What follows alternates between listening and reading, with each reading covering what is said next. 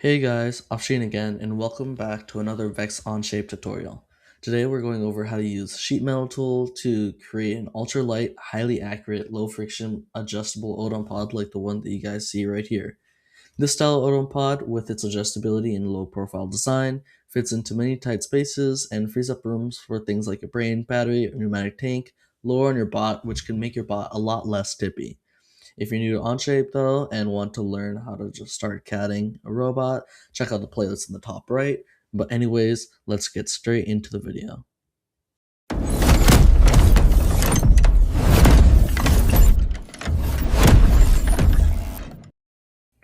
Alright, so for this process, I'm gonna be showing you all the steps that I use to actually create this rather than making it by hand just for the sake of time. But to do that, I'm gonna go and split this into multiple tabs, and then we can see the part on this side and the whole assembly on this side. So starting with the part, we can go all the way to the beginning, and we start with a line. This is because to actually use the sheet metal thing, it works best, at least I like it the most when you use a line. So we start with a line, and then that line is just based off the distance here. So that's why we chose 1.375. This distance is 1.25, and then we want to add 0.0625 for each side. So one over there and one over there. And then that gives us 1.375. And then we use the sheet metal tool, extrude, to make sure that it comes out as we want. I just set it to depth of 0.5. Because that's what felt nice, honestly. And then thickness of the plastic, so 0.0625, and then I kept the bend radius as it is. Then moving on to the flange, I created one on both sides, so this just basically curves it to how we want. So I just started that curve and then started at 0.25. Then we go to this sketch, which gets a little bit complicated, but don't worry, I'll walk you guys all through it. The main point, like the first thing that you guys want to think about is when you create this, is the point of like where the wheel connects and the point of where the rotation sensor connects. So that's actually these two dots here. And if you check this right here, the distance between those is 1 inch, because if we were to check like here, from here to there, the distance in between there is exactly 1 inch. So when we make those holes, it'll be exactly on size. And then after that, you want to make sure that they have like enough material around them, and for that you want to use like a 0.375 or a 0.5 slot. I usually like doing a 0.5 slots. It's a 0.5 slot for anything about 0.196 diameter holes. But since these are 0.17 diameter holes and there's not too much force on them, you can get away with a 0.375 slot. So that's what I'm using. And that slot, basically, just to model how what kind of a slot kind of is if I were to create this line and then create a slot, it'll create like material around that line. So I just use that to create this slot over here, and then I connected that to the flange that we created earlier. And then I have this hole down here, and this hole, basically I got it as close as I could to this hole without the material colliding. And then I also had it like vertically in the center of the flange, and I did that so that because the rest of the material over here I saw was dependent on this.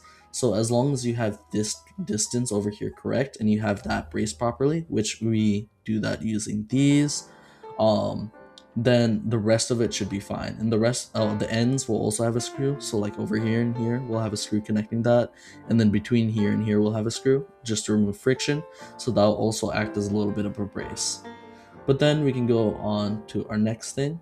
So instead of using a extrude, we want to use a tab, because that will keep with the sheet metal, and we want to keep using the sheet metal. And because if we make something kind of goofy so that it can't be bended, the Onshape will automatically let you know, hey, this won't work if you're trying to use a piece of sheet metal. And even though in our case we're trying to use a sheet of plastic instead of a sheet of metal, the same rules apply. So you want everything to be more or less bendable. But anyways, then we can go on to our next sketch. And for that, I just created a hole over here, and I like made this hole a little bit bigger. I did that because since this is a screw joint, and we want a brass insert to actually fit through there, this needs to be 0.3 to fit that brass insert. So if I were to go and actually show that extrude and then hide some of the stuff here. Oh, it seems I deleted some stuff. And then hide some of the stuff here. You'll notice that now this fits the brass insert basically perfectly. Whatever it doesn't, you can just file out so that it fits a little bit nicer, and it has a little bit of friction, but that's why that hole is a little bit bigger than the rest. And then we can go on to the next sketch. Seems that was a just kind of faulty sketch.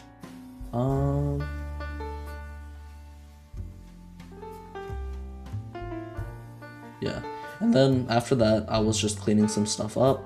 So for example, this diagonal line right here isn't really nice for the part, so we want that to be a little bit nicer. And I use a corner break because that's basically the fillet equivalent but for sheet metal. So I use a corner break there, and then I also made it a little bit nicer here. If you guys are worrying about this screw, like the screw hole right here, again, there isn't that much force here, so it should be relatively fine. If you wanted to, you could fill this in, but this is what it automatically created when I use the sheet metal tool. And it's likely that if it's not like this, something might break. So I'll leave it like this. Whatever the sheet metal tool like makes, I'll leave it like this if that's how it comes up. Especially since there's not much there's not much force that's gonna happen right here, since it's just to connect the vision sensor. And then we can go to the flange, and then on this flange, this is where things become a little bit interesting. So if you look over here, I have this set as hash Odom angle and this as hash flange length. And basically what this does is it lets us change these values that we see over here to adjust kind of how this flange will look like. So I'll go a little bit through and then I'll show you guys after exactly how that works. But then looks like that was just a blank sketch. Oop. Yep, and then I have my hole sketches. So that's just where I wanted my holes. And then I have that near the top, and then that, just making the holes. 0.17 is the size of the screw, so that's why all the holes over here are 0.17, and then 0.3 is the size of the high strength of the brass insert. And then after that, after that I create this full hole right here, and this hole is basically so you can tension it, so you can like put rubber latex tubing through there or a rubber band, and you can tension it back so you make sure that your Odom pod is always touching the floor. And then from there we have our whole Odom pod. So I'm gonna close out this, and then we can go directly to this. And if we check out our actual sheet, actually I'm gonna split these again. If we check out our sheet, now we have these right here.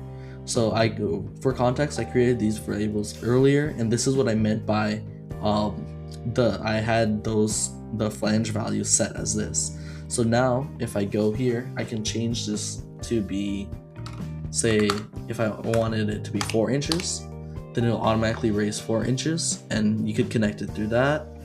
Or if say we wanted it to be 1 inch, but we wanted this whole Odom pod to be at a 45-degree angle, then we could do that. So now it's automatically at a 45-degree angle. So when you connect it, it'll kind of look like this.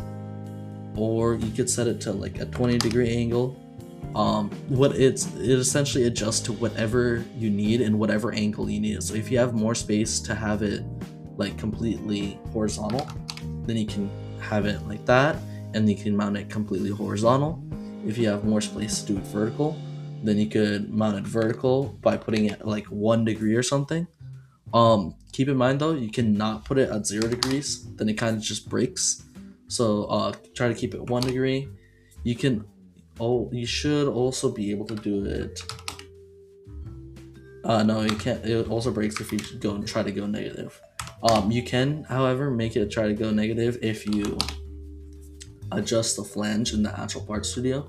So instead of making it bend that way, if we go to the flange and we make it bend that way, then you can set that, and you can set it to bend however you'd want to from there. But most cases you want to have it bend that way, so I'm going to leave it as that.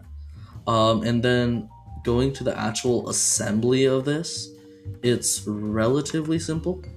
So it's just, since the distance between here and here is just 1.375, you could use a 1.5 screw, so like a purple screw, for those using RoboSource parts. Purple screw for those using RoboSource parts, and then use a backward nylock. So if we were to insert that, it'd look kind of something like this. 1.5, and then a backward nylock. And this could work, but and that would be like the smallest way to do it. If you have more space though, I would recommend trying to use a white or 1.75 screw, or if you have access to 1.625 screws, you could also do that, and that would work. But that's one way you could do that. You could also just double screw this. And then for here, since the distance is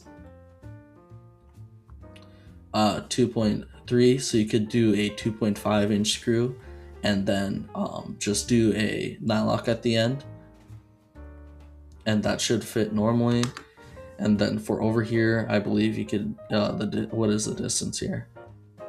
The distance over there is like 1 inch, so you could just do make sure you also have a spacer there. I forgot to add that spacer there. And then you could just do a pink screw or 1.25 inch screw, and then a nylock at the end. And then that's basically the whole the inside. That's the whole assembly for the outside. For the inside of the wheels, if we go and look at that,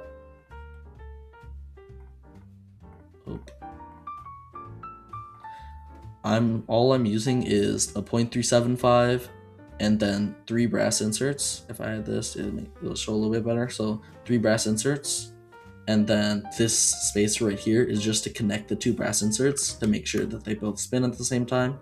And then you could also add like a spacer in here. So like if you wanted to, you could do a 0.25 spacer, and then add the spinning, holy smokes, the free spinning insert. So this thing,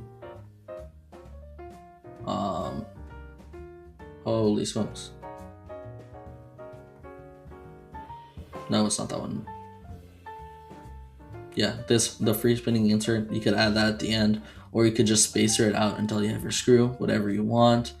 And that's basically everything for this assembly. Other than that, please, if you guys haven't checked out the other Odom video where I just created generic leaf spring Odom, that's a lot easier to make and fit in. That's also pretty small. That's in the top right. But hope you guys liked the video. Like, share, subscribe, comment down below what you guys want to learn next, or what else you guys want to see. But other than that, have fun, and we'll see you guys next time.